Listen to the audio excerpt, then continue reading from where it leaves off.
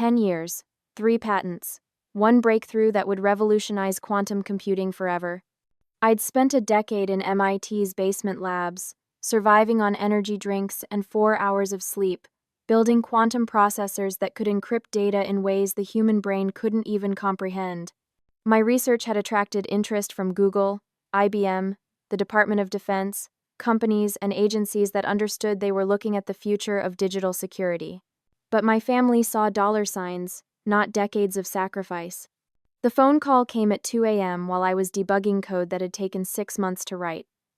My brother's voice, casual as discussing weekend plans. Brooklyn, we found a buyer for your quantum thing. Helix Corporation offered $2.5 million for the patents. We already signed the preliminary agreement. $2.5 million.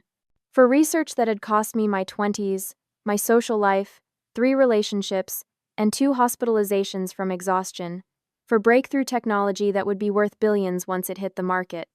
They'd tried to sell my life's work while I was asleep, like I was some child who couldn't handle adult decisions about my own discoveries. Standing in that empty lab at 3 a.m., surrounded by machines that hummed with the frequency of pure innovation, I realized something that would change everything.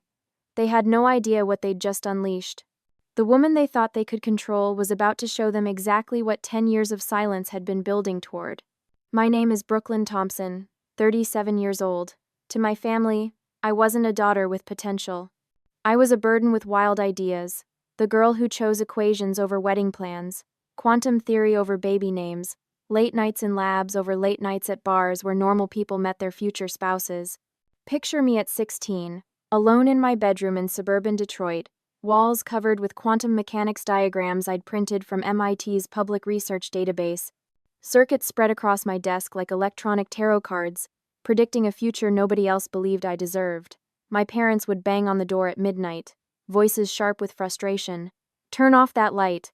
You'll ruin your eyes staring at those ridiculous drawings." But I wasn't ruining my eyes. I was opening them to possibilities that existed beyond the boundaries of what my family considered reasonable ambition for a girl from a middle-class household where dreams were supposed to be practical, achievable, safely contained within the limits of community college and local job markets. The family portrait was painted in stark contrast that defined my entire adolescence. Mom polishing silver for holiday dinners that never lived up to the Pinterest boards she'd studied, arranging centerpieces that would photograph well but meant nothing to anyone sitting around our dining room table. Dad hunched over bills at the kitchen counter every Sunday night, calculator clicking like a metronome counting down to disappointment, muttering under his breath that dreams don't pay mortgages and somebody in this house needs to think practically. My brother Mason was their golden boy, 6'2", quarterback arms, scholarship offers from 3 state universities, trophy cases that gleamed with proof that he was everything they'd hoped their children would become.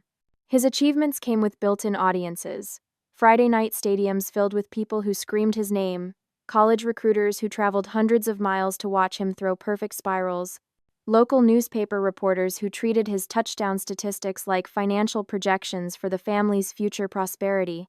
And then there was me, the girl soldering circuits from garage sale radios in our basement, building primitive computers from components I'd salvaged from electronic waste bins behind Best Buy, chasing quantum mysteries that existed in textbooks my high school didn't even stock in their library. While Mason practiced plays that would win games, I practiced theories that could revolutionize entire industries. But nobody was keeping score of equations solved or algorithms optimized. The disparities were surgical in their precision. Every time Mason scored a touchdown, the world erupted in applause that echoed through our house for days afterward, phone calls from relatives congratulating my parents on raising such a successful son, dinner conversations that revolved around his athletic achievements and the full-ride scholarship that would solve all of our financial anxieties. Every time I cracked a complex quantum equation or built a circuit that did something previously impossible in our basement workshop, I got silence. Or worse, Brooklyn, stop wasting time on that nonsense. You need to focus on grades that will get you into a state school where you can study something useful like nursing or accounting. Useful. The word followed me like a shadow through 4 years of high school where my physics teacher, Mr. Peterson, was the only adult who understood that what I was doing in my spare time wasn't just hobby electronics, it was groundbreaking research that belonged in graduate-level laboratories, not suburban basements. He'd stay after school to help me access university databases, his own fascination with quantum mechanics reawakened by a 17-year-old girl who asked questions that made him remember why he'd fallen in love with physics before budget cuts and standardized testing had reduced his A7 job to reading from textbooks that were already outdated when they were printed. Brooklyn, he told me during my senior year, watching me demonstrate a quantum entanglement experiment I'd built using equipment that cost less than Mason's football cleats. You're not just smart. You're seeing things the rest of us haven't learned to look for yet. But his validation was whispered in empty classrooms after final bells had rung, while Mason's victories were celebrated in front of thousands of witnesses who understood exactly what touchdown passes meant for college recruiting and family pride. The message was clear. His achievements mattered because other people could see them. Mine were invisible, therefore irrelevant. The college application process crystallized everything wrong with how my family measured success. Mason's recruiting visits were family events. Road trips to university campuses, where coaches treated my parents like VIPs, free meals at steakhouses that cost more than our monthly grocery budget, hotel rooms with views of stadiums, where their son might play in front of national television audiences. My applications to MIT, Caltech, and Stanford were handled like paperwork for car insurance, necessary evils that required forms to be filled out and fees to be paid, but nothing that warranted celebration or even acknowledgement that their daughter was applying to institutions that represented the pinnacle of scientific achievement. When my acceptance letter from MIT arrived with a full scholarship for quantum physics research, my mother glanced at it over her morning coffee and said, "That's nice, dear. Just remember that education is expensive, and we can't afford to support hobbies that don't lead to real jobs." Meanwhile, Mason's football scholarship was announced at a press conference in our high school gymnasium, covered by 3 local newspapers and the regional sports network, my parents beaming in photographs that would be framed and displayed on our mantelpiece as proof that they'd raised a son who mattered. 10 years. That's how long I gave to quantum computing, not just the typical 40-hour work weeks that most people think define dedication, but the kind of obsessive immersion that transforms your entire existence into a single-minded pursuit of something that might not even be possible. MIT's basement labs became my second home, then my primary residence, then the only place where I felt truly alive. The smell of ozone from overheated processors, the hum of cooling systems running at maximum capacity, the blue glow of monitors displaying equations that existed nowhere else in the world. This became my oxygen, my heartbeat, my religion. The sacrifice wasn't just time. It was everything else that people my age were supposed to be building while I was building the future. Nights alone with code that fought me like a living thing, refusing to cooperate until I'd stared at it long enough to see patterns that weren't visible to minds that needed sleep. Mornings fueled by vending machine coffee that tasted like burnt plastic but contained enough caffeine to keep my neural pathways firing when my body wanted to shut down. Weekends disappeared into windowless laboratories, where natural light was a luxury I'd forgotten to miss. Seasons changed outside windows I rarely looked through, marked only by the shifting energy costs for cooling systems that ran year-round to keep my quantum processors from overheating. My apartment became a extension of the lab, every surface covered with research that couldn't wait for office hours. Equations written in grease pencil on my bathroom mirror because inspiration doesn't respect the boundaries between work and personal space. Complex algorithms taped to my refrigerator door, derivatives scrawled on napkins that I'd collect and transcribe later when my handwriting was legible enough to decode. The physical toll was invisible but devastating. My hands would tremble after 40-hour no-sleep marathons, fingers cramped from typing code that pushed the boundaries of what quantum processors could execute. My eyes burned from staring at screens that displayed data in wavelengths most people couldn't distinguish, but I'd trained myself to read like a native language. Friends stopped calling after the 3rd missed birthday party, the 5th canceled dinner, the 10th time I'd promised to show up for something that mattered to them, and then lost track of time in calculations that mattered more to me. Relationships died from neglect disguised as dedication, partners who couldn't compete with quantum entanglement for my attention, who left messages I'd return 3 days later when I emerged from research fugue states. My family's reaction was predictably dismissive. Every holiday visit became an intervention disguised as concern. concerned relatives asking when I'd get a real job that paid enough to afford things they could understand, house payments, car loans, savings accounts that accumulated interest instead of just research debt. Mason's life moved forward in ways that made sense to everyone. Marriage to his college girlfriend, promoted to regional sales manager at an auto dealership, house in the suburbs with a mortgage that represented stability rather than risk. His achievements were linear, comprehensible, photogenic for Facebook updates that generated likes and comments from people who understood success when they saw it. Meanwhile, I was building quantum processors from components that cost more than his annual salary, funded by research grants that existed in bureaucratic limbo between approval and cancellation, chasing breakthrough applications that wouldn't generate revenue until markets existed that didn't even have names yet. The memory that haunts me happened during Christmas dinner 3 years into my PhD program. I'd made the mistake of trying to explain quantum encryption to relatives who'd gathered around our dining room table for ham that Mom had been preparing since dawn. Their eyes glazed over as I described parallel processing capabilities that could break current security protocols while simultaneously creating unbreakable ones. Dad set down his fork with the deliberate precision that preceded his most cutting observations. "Brooklyn, honey, you've been playing with these computer toys for years now. When are you going to sell this fantasy to someone who'll actually pay for it?" Everyone laughed, that polite family laughter that acknowledges someone's harmless eccentricity, while making it clear that nobody expects anything practical to come from it. Mom changed the subject to Mason's latest promotion, and dinner conversation returned to topics that generated engagement from people who lived in the real world. I should have recognized the warning in Dad's words: sell it to someone who'll buy your fantasy. But I was too exhausted from defending my research to notice that he'd framed my life's work as a commodity to be liquidated rather than a discovery to be protected.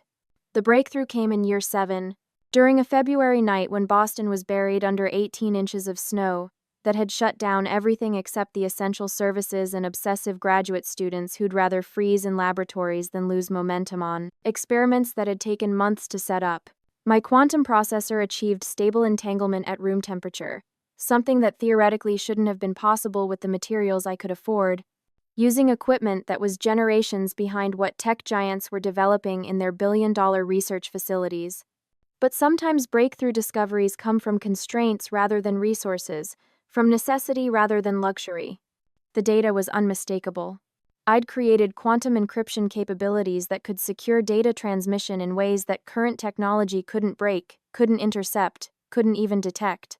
Not just an improvement on existing security protocols, a fundamental revolution in how information could be protected and transmitted. I called Dad at 3 a.m., my voice shaking with exhaustion and excitement that felt like vindication for every missed holiday, every relationship I'd sacrificed, every night I'd chosen equations over sleep. "I did it," I whispered into my phone, standing in that empty lab surrounded by machines that purred with the satisfaction of solving problems that had stumped researchers at corporations with unlimited budgets. "The quantum encryption breakthrough. It works." His response was silence that lasted long enough for me to wonder if the call had dropped. Then, "That's nice, honey. Get some sleep. You sound terrible." No congratulations, no questions about what this meant for my career, for the field of quantum computing, for applications that could transform entire industries. Just concern that I sounded tired from the all-nighter that had changed my life forever. They saw wasted years, 7 years of their daughter disappearing into basement laboratories, emerging only for family obligations that I attended but never fully participated in because my mind was always calculating, always processing, always working on problems they couldn't see and wouldn't value if they could. I saw the edge of a revolution. Standing in that lab with snow falling outside windows I'd forgotten to look through, holding data that proved quantum encryption wasn't just theoretically possible but practically achievable, I knew I was holding the future of digital security in my trembling hands. What I didn't know was that my family had already decided that future belonged to them. October 14th. A Tuesday morning that should have been routine. Monthly family breakfast at my parents' house in suburban Detroit. The kind of obligatory gathering I'd been attending since graduate school because missing it meant weeks of guilt-inducing phone calls about how I never made time for family. I walked through their front door expecting the familiar smell of Mom's burnt coffee and Dad's aftershave lingering in the kitchen where we'd share awkward conversation about my research they didn't understand and Mason's sales numbers they celebrated like personal victories. Instead, I found lawyers. Two men in expensive suits sitting at our kitchen table like they owned it, briefcases open, documents spread across the vinyl tablecloth where I'd eaten thousands of meals while feeling like a stranger in my own family. Their presence transformed our modest kitchen into a boardroom where decisions were being made about my life without my participation. Brooklyn. Mom's voice carried the forced brightness of someone caught in an act she knew was wrong but refused to admit it. Perfect timing. We were just finishing up some paperwork. Paperwork. The word hung in the air like smoke from a fire I couldn't yet see but could already smell burning everything I'd built over the past decade. Mason sat across from the lawyers, his face wearing the satisfied expression of someone who'd just closed a deal he'd been working on for months. Dad stood by the window, his back turned to me in a way that suggested guilt disguised as nonchalance. "What kind of paperwork requires lawyers in our kitchen?" I asked, my voice steady despite the fact that my chest was already tightening with recognition that whatever was happening, I was the last person to know about it. One of the lawyers, a thin man with silver hair and the kind of smile that costs $400 an hour, slid a contract across the table toward me.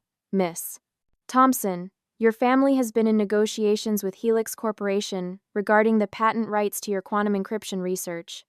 The words hit me like physical blows. Patent rights. My quantum encryption research. Negotiations I'd never been informed about. Decisions being made about work that had cost me relationships, health, entire years of my life. I picked up the contract with hands that had started shaking before my brain had finished processing what I was seeing. Page after page of legal language that reduced 10 years of obsessive research to transferable intellectual property. My breakthrough discoveries reframed as assets to be liquidated by people who'd never understood their value. My name appeared nowhere in the document except in reference to original researcher, a footnote in the sale of my own life's work. The signature lines were designated for my parents and Mason, listed as beneficiaries of the Thompson Family Trust, that apparently owned rights to discoveries I'd made in MIT laboratories, using equipment I'd personally maintained and code I'd written during sleepless nights they'd never witnessed. "Brooklyn, it's just business," Mason said, his voice carrying the casual confidence of someone explaining a routine transaction to someone too naive to understand adult decisions. "We signed your research rights over to Helix Corporation for $2.5 million. Do you know what that means for us?" "For us." The phrase echoed in that kitchen like a curse, each syllable cutting deeper than the last.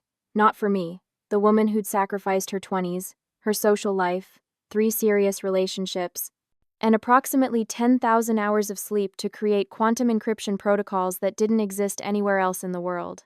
For us, the family who'd spent a decade dismissing my work as expensive hobbies that would never generate real income. $2.5 million, Dad said, finally turning from the window with eyes that held no shame, only the satisfaction of someone who'd found a way to monetize what he'd always considered his daughter's wasteful obsession. "That's enough to pay off the house, set up college funds for Mason's kids, maybe take that European vacation your mother's been wanting." They'd carved up my future like a Thanksgiving turkey. Each family member assigned their portion of profits generated by research they'd never supported, never understood, never believed would amount to anything more than expensive equipment cluttering basement laboratories. "You can't sell patent rights I never assigned to you," I said, my voice quieter than I'd intended, but carrying the kind of controlled fury that makes smart people reconsider their positions. "Those discoveries were made at MIT, using university resources, under research grants that specify ownership." The second lawyer, younger, hungrier, the type who'd probably specialized in intellectual property theft disguised as family business, opened a folder thick with documents I'd never seen before. "Actually, Miss Thompson, the Thompson Family Trust was established as primary beneficiary for any intellectual property developed by family members. You signed these agreements when you turned 18. I stared at papers that transformed my 18th birthday, a day I'd celebrated by submitting my MIT application, into the moment I'd unknowingly signed away ownership of discoveries I wouldn't make for another decade. Legal documents my parents had presented as routine paperwork for college funding, insurance policies, the kind of administrative necessities that responsible families handled together. They'd been planning this since I was 18. While I was choosing equations over wedding plans, building quantum processors instead of traditional relationships. They were laying legal groundwork to claim ownership of anything valuable that emerged from the obsession they'd always criticized but apparently intended to profit from. In that moment, surrounded by lawyers who'd been paid to make theft look legal and family members who'd confused DNA with ownership rights, I realized I wasn't their daughter. I wasn't even their colleague in some elaborate family business venture. I was a product, an asset that had finally matured enough to generate serious revenue for people who'd never invested anything except paperwork designed to claim ownership of work they'd never performed. 2.5 million, I repeated, my voice steady despite the earthquake happening in my chest. For research that took me 10 years to develop, that solves problems worth billions to companies like Google and IBM, that represents breakthrough applications in quantum computing. It's a lot of money, Brooklyn, Mom said, her tone suggesting I should be grateful for their business acumen in finding buyers for work she'd never believed had commercial value. More than you'd ever make working in those laboratories. They'd sold me cheap, not just undervalued my research, but fundamentally misunderstood what they were liquidating for short-term financial gains that would be spent on mortgage payments and vacation packages, while I watched companies like Helix Corporation generate billions from discoveries I'd made in basement laboratories during all-nighters they'd criticized as unhealthy obsessions. I set the contract back on the table and looked at each of them, Mom, Dad, Mason, and the lawyers they'd hired to make grand theft feel like family business. None of them seemed to understand what they'd just attempted, the magnitude of what they'd tried to steal, the revolution they'd tried to sell for the price of a suburban house. I didn't scream, didn't cry, didn't allow them the satisfaction of seeing me break under the weight of betrayal that had been planned since my 18th birthday. Instead, I whispered 6 words that would change everything. You sold me for pennies. I'll show you what billions look like. The lawyers exchanged glances. Mason's satisfied expression flickered with something that might have been recognition that his sister had just declared war using language he didn't fully understand but could feel was dangerous. But it was too late for second thoughts. They'd showed me exactly what I meant to them, a revenue stream to be liquidated when convenient, intellectual property, to be monetized by people who'd never intellectually contributed anything except legal paperwork designed to steal ownership of discoveries they couldn't have made if they'd spent 20 lifetimes trying. Walking out of that kitchen, I felt something crystallize in my chest like quantum entanglement itself, a connection between past betrayal and future justice that nothing could break, nothing could intercept, nothing could stop once it had been activated. I walked out of that kitchen and back into MIT's basement labs like a soldier re-entering a battlefield after discovering the enemy had been operating inside her own command structure. They thought I was broken. They'd watched me absorb the magnitude of their betrayal without screaming, without tears, without the dramatic collapse they'd probably expected from someone who'd just learned her family had been planning to steal her life's work since she was 18. My quiet response had convinced them that I'd accepted their business decision like the compliant daughter who'd spent decades absorbing their dismissal without rebellion. But what they'd mistaken for defeat was actually the kind of focused calm that comes when you realize that everything you thought you knew about your life has been a lie, and the only response that makes sense is to burn down their assumptions and build something they never imagined possible from the ashes of their underestimation. I spent the next 6 weeks rewriting code with hands that blistered from typing marathons that lasted longer than most people's entire work weeks. The quantum encryption protocols I'd developed over 10 years needed to be completely restructured, not because the science was wrong, but because I had to engineer solutions that would make it impossible for anyone to claim ownership of discoveries that emerged from this new direction. My lab became a monastery where the only prayer was progress, and the only congregation was machines that hummed with the frequency of pure innovation. Cold pizza at dawn, energy drinks that tasted like battery acid, vending machine coffee that had been sitting in glass pots since the previous afternoon. These became my communion, while fluorescent lights flickered overhead like candles in a cathedral dedicated to proving that genius doesn't require family approval. The isolation was complete but not lonely. Every night spent alone in those labs was a night spent building something they couldn't steal, couldn't understand, couldn't reduce to contract language that would transfer ownership to people who'd never contributed anything except legal paperwork designed to monetize work they'd never performed. My hands moved across keyboards with the muscle memory of someone who'd found her calling in the space between theoretical possibility and practical application.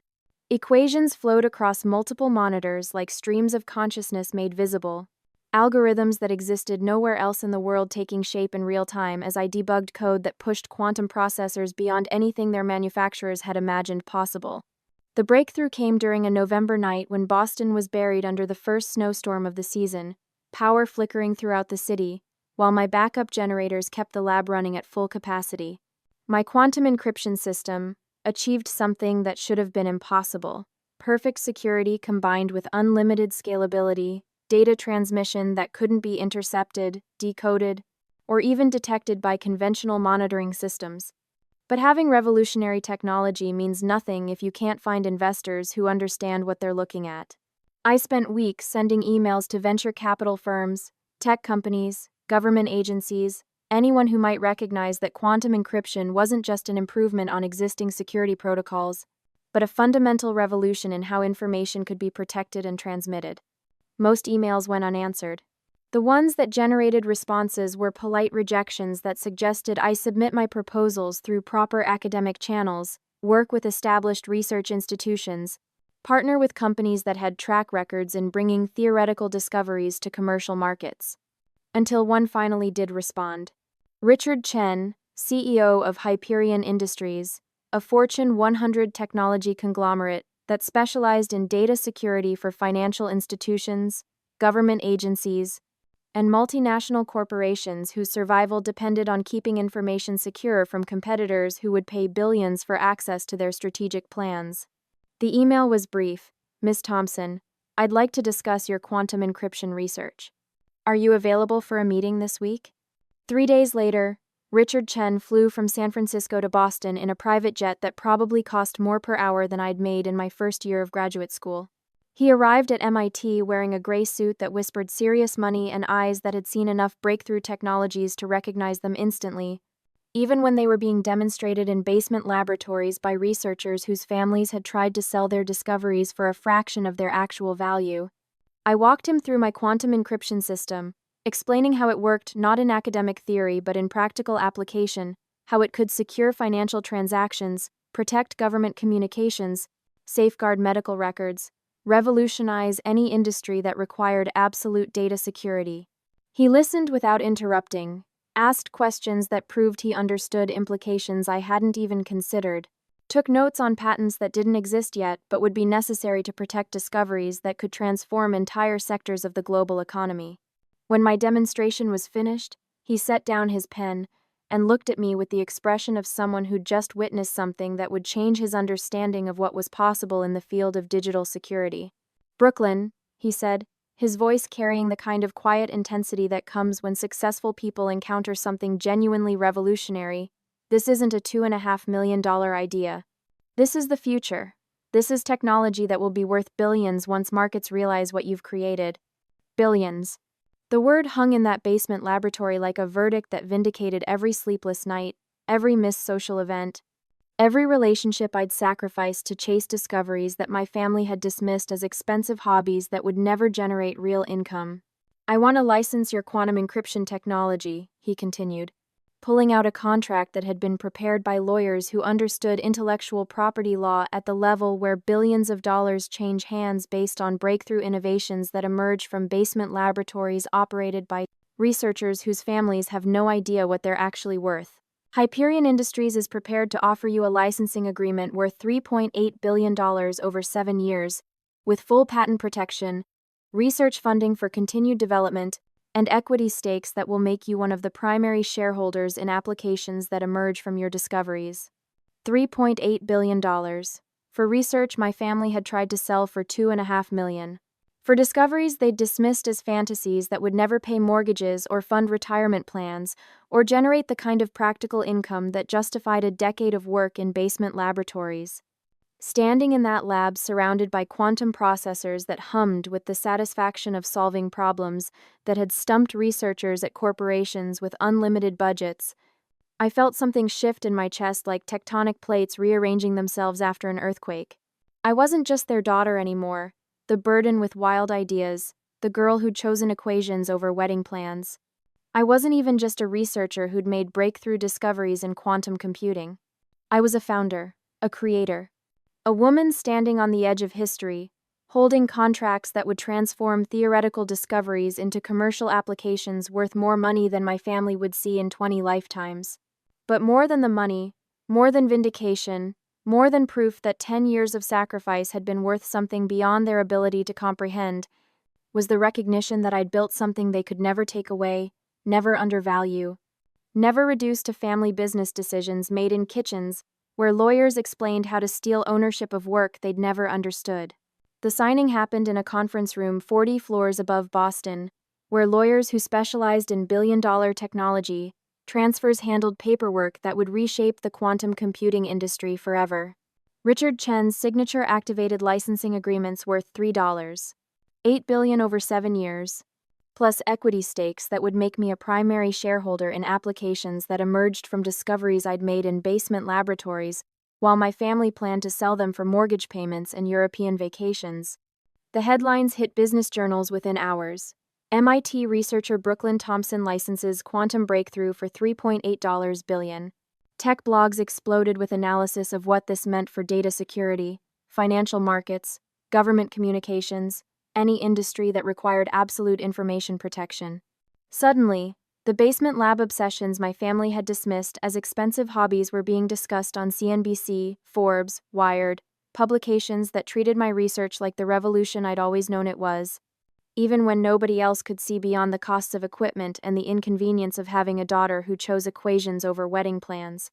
My parents called that night, voices trembling with something that sounded like recognition but felt like calculation. "Brooklyn, sweetheart." Mom's tone carried forced warmth that hadn't existed during 10 years of dismissive responses to my research updates. "We saw the news. We always knew you were special. We always believed in you. Always believed." The words hung in the air like smoke from a fire that had never actually burned.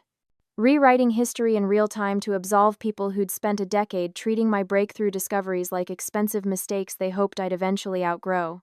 "We're so proud," Dad added, his voice carrying the kind of paternal satisfaction that he'd reserved for Mason's touchdown passes and sales achievements, while remaining conspicuously absent during every academic milestone I'd achieved since high school. Graduation.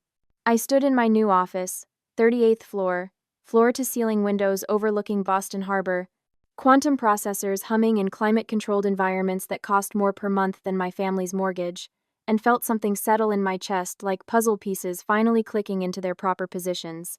"Belief doesn't sign billion-dollar contracts," I said, my voice steady in a way that would have been impossible 6 months earlier, when I'd still been seeking approval from people whose opinions I'd finally learned to properly value. "Belief doesn't sit in empty labs for 10 years. Belief doesn't bleed through rejection until breakthrough discoveries emerge from basement workshops." The silence on their end lasted exactly 12 seconds. Long enough for them to realize that the daughter they'd tried to sell for $2.5 million wasn't the same woman who'd just licensed her research for $3.8 billion. "I did that," I continued, looking out at city lights that reflected off skyscraper windows like stars in a constellation I'd learned to navigate without their guidance. "Every sleepless night, every missed holiday, every relationship I sacrificed to chase quantum possibilities you couldn't see and wouldn't value if you could. That was me, building the future while you planned to liquidate it for short-term financial convenience." They tried to recover, voices overlapping as they explained how they'd only wanted to help, how the Helix Corporation deal had been motivated by concern for my financial security, how families sometimes make difficult business decisions that require legal expertise beyond what individual members can understand. But their explanations sounded hollow in the space between attempted theft and actual vindication. Between $2.5 million and $3.8 billion, between people who'd dismissed my potential and contracts that proved exactly what 10 years of basement laboratory dedication had been worth. "You tried to sell my dreams for scraps," I said. Not with anger, but with the kind of calm clarity that comes when you finally understand the difference between people who claim to love you and people who actually see your value. "But I licensed them for billions." The city spread beneath my office windows like a circuit board made of light, connections forming and reforming as traffic moved through streets that connected dreams to destinations, theories to applications. Basement discoveries to boardroom valuations that would have been incomprehensible to anyone who'd spent the last decade watching me chase equations instead of reasonable career expectations. Standing in that office where my name appeared on contracts worth more than entire university research budgets, I whispered to the night sky that had witnessed every moment of doubt, every breakthrough, every choice to prioritize discovery over the approval of people who'd never learned to dream at the scale where billions of dollars represented the baseline value of revolutionary innovations. They sold me short. I sold the future. The quantum processors in my laboratory hummed with frequencies that sounded like vindication, like proof that some discoveries can't be priced in millions because they're worth billions, like confirmation that the woman they'd tried to reduce to family business decisions was actually someone who'd spent 10 years building technologies that would transform industries they'd never heard of. My family had tried to sell my research for $2. $5 million, convinced that theoretical discoveries couldn't generate practical income, that basement laboratories were expensive hobbies rather than revolutionary workshops, that daughters with quantum dreams were burdens to be managed rather than innovators to be supported. But I'd proved them wrong about everything. Wrong about the value of obsessive dedication to problems that seemed unsolvable. Wrong about the commercial applications of quantum encryption research. Wrong about whether someone they'd dismissed as a dreamer could transform theoretical possibilities into billion-dollar licensing agreements that would revolutionize data security for every industry that required absolute information protection. Most importantly, I'd proved myself right. Right to choose equations over their approval. Right to sacrifice social conventions for scientific breakthroughs. Right to believe that some things can't be priced in the millions they'd considered life-changing money, because they're actually worth the billions that transform entire sectors of the global economy. The woman they'd tried to sell for pocket change had just demonstrated exactly what 10 years of silence, sacrifice, and systematic dedication to revolutionary discovery had actually been worth. And it was more than they'd ever imagined possible. If Brooklyn's story made you want to stand up and cheer, if you've ever had your ideas dismissed by people who couldn't see their value, if you've ever been told your dreams were too big while small minds tried to profit from your work, you understand why this story had to be shared. This isn't just about stolen research or billion-dollar contracts. It's about recognizing that the people who try to sell you short don't get to define what you're worth. It's about understanding that sometimes the biggest betrayals come from people who should be your biggest supporters. Hit that like button if you've ever had to prove wrong the people who said you'd never amount to anything. Subscribe and turn on notifications because next week, we're exploring another story about someone who turned family doubt into world-changing success. Share this with someone who needs to remember that being underestimated by the wrong people can be the greatest gift you never asked for. Comment below and tell me about a time when someone tried to minimize your potential, because those stories remind all of us that the best revenge is massive success. Remember, your worth isn't determined by people who can't see your vision. Your value isn't measured by those who try to sell your dreams for pennies. And your potential isn't limited by family members who mistake your dedication for obsession. Brooklyn spent 10 years building the future while they planned to sell it for mortgage payments.